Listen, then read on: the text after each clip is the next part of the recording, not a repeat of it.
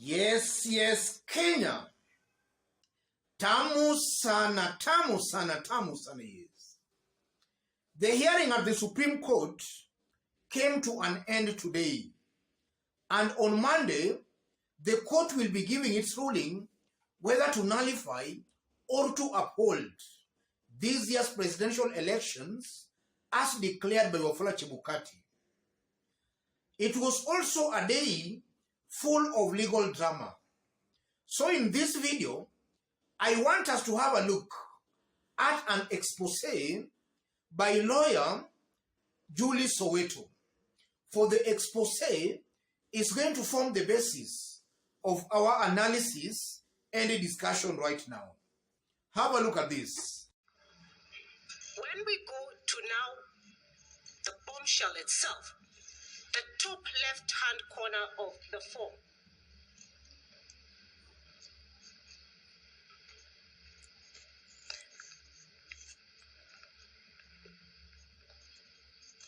we were told by my colleague, Mr. Gumbo, there were no foreigners in this election. We were told the foreigners left before the 8th of August. We were told they did not even have access to maintain the server. This is on the 9th of August. And at the top left-hand corner there is the name of one of the Venezuelans, Jose Camargo. This is the person who decided the president-elect of the country. It is on the IEBC portal. It is live.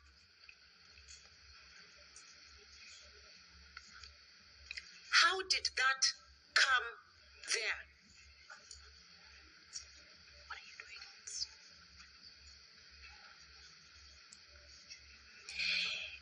This person is the one who was interfering with the forms. We are able to demonstrate at least a crumb was left. By God's grace, we found something.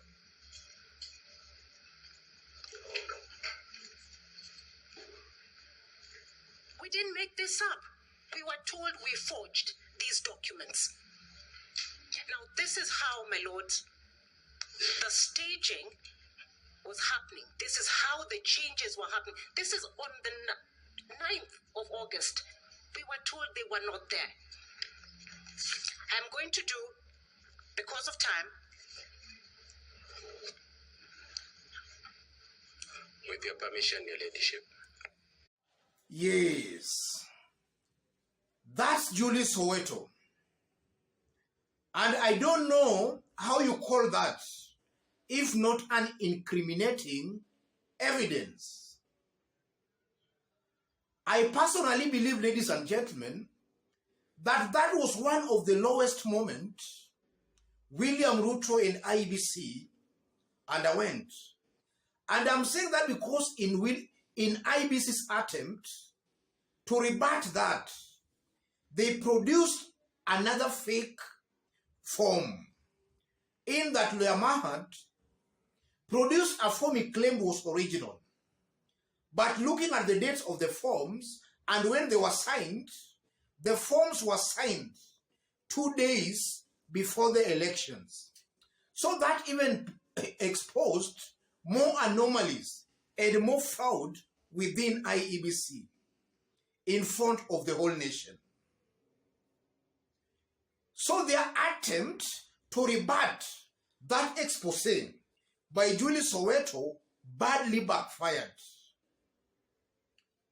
So in this video, I want us to dig deep, after which I'll explain why I strongly believe that come Monday, if it's about the evidence that will inform the Supreme Court's decision, then most likely the Supreme Court might come with a unanimous ruling, a nullification. Before we dig deep into that, if you are watching us for the very first time, subscribe, give this video a like. Thank you. God bless you. God bless Kenya. Yes. Kenyans had both sides of the story, or rather the two sides of the story. Kenyans have the opportunity to listen to the petitioners and also to listen to the respondents. And it's clear there are so many areas that were left hanging. The respondents were not able to clarify those areas. And most likely those areas are the ones going to determine whether this year's presidential elections will be annulled or not. The first area, the respondents were not able to prove to the court that the system IBC used was secure. They failed to prove that. The petitioner indeed proved that the system was not secure. That's one thing the respondents failed. And then secondly, the petitioners also convinced not only the judges but even Kenyans that forms as captured at the polling stations were not the same forms by the time they were reaching the IEBC portal. Because by the time they were reaching the IEBC portal, from the expose by Julius Soweto, we saw somebody's name on the forms. That was not the original form at the polling station. Something changed. And the respondents never actually convinced the judges why that happened. In their attempt to convince the judges, they produced a fake form. And then from the whole hearing, it's also very clear that the petitioners successfully proved to the court that IEBC was a one-man show, a Chebukati show, a Chebukati who was doing everything within the commission single-handedly, having thrown or rather kicked out the 4 commissioners. That goes contrary to the law. The petitioners fully convinced the judges that way. And then the issue of the turnout that also influenced whether somebody attained, whether a candidate, the presidential candidate, attained 50% plus 1 vote. The respondents were also not able to prove to the judges the real turnout. They kept on flip-flopping. There was no clear turnout from the respondents.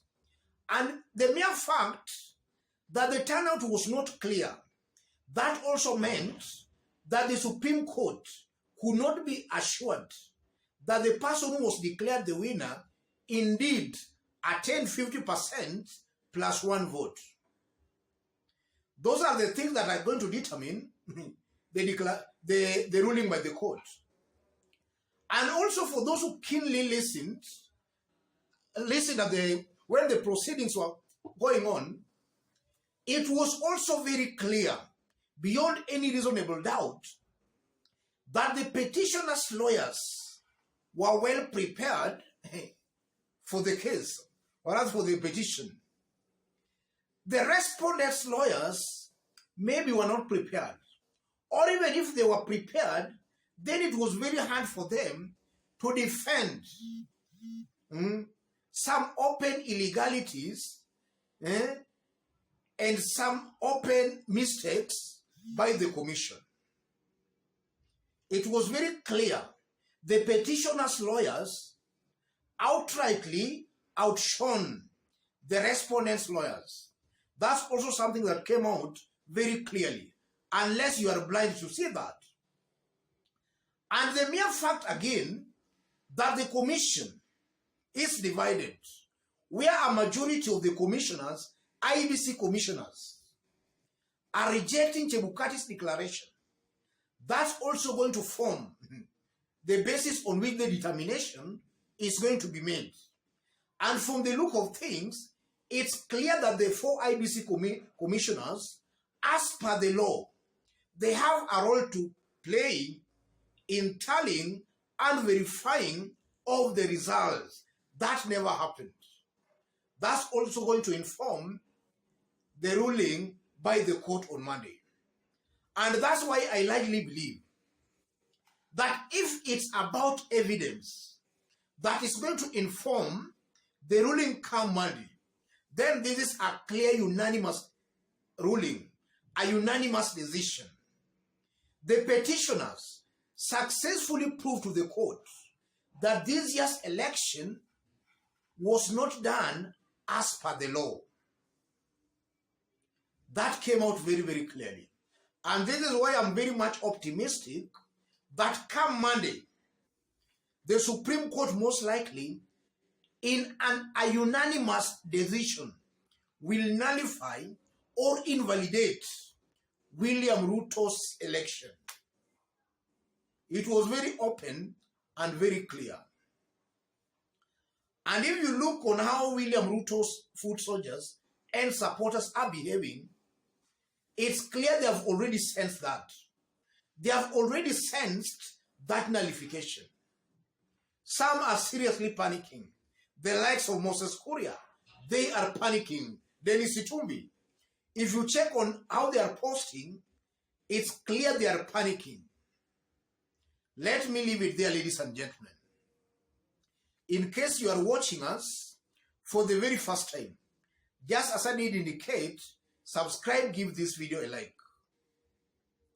And to our fans and subscribers here, I'm very much humbled, very grateful for the kind of support you are giving me here. God bless you, God bless Kenya. To any other person who wants to have a chat with me, or to share an information with me, or even to support the channel, reach me through the number I've pinned on the comment section. You can send your donation to the number. And to those watching us outside Kenya, drop a comment, let us know from which part of the globe you are watching us from. And if possible, subscribe, give this video a like. Thank you, God bless you, God bless Kenya.